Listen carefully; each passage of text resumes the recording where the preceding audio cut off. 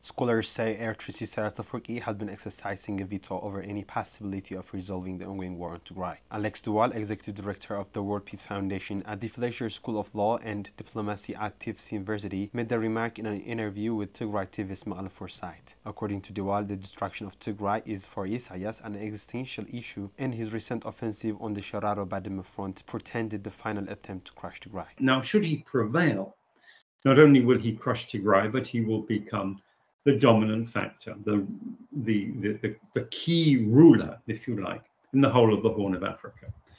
Not only will Ethiopia be under his heel, but he will be able to determine outcomes in Somalia and in Sudan. At least, at the very minimum, he will be able to veto attempts at peace and stability in those countries. He added that the international community did not seem to realize this fact. As to whether the atrocities committed in Tigray should be catalogued as genocide, Alex Waal had this to say.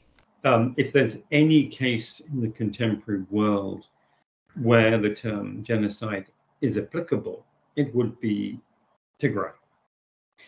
I think that if the State Department investigation into what was happening in Tigray, the report was completed 13 months ago. If that were to be unveiled, I think we would probably see the conclusion of the investigation is that there is a case to answer.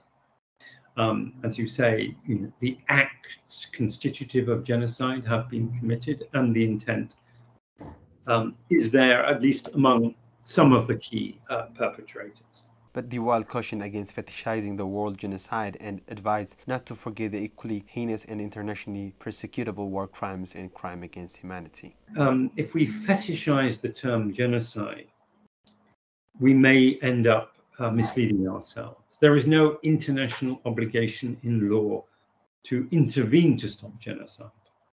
There is an obligation to prevent it and to punish it, which has very occasionally been done.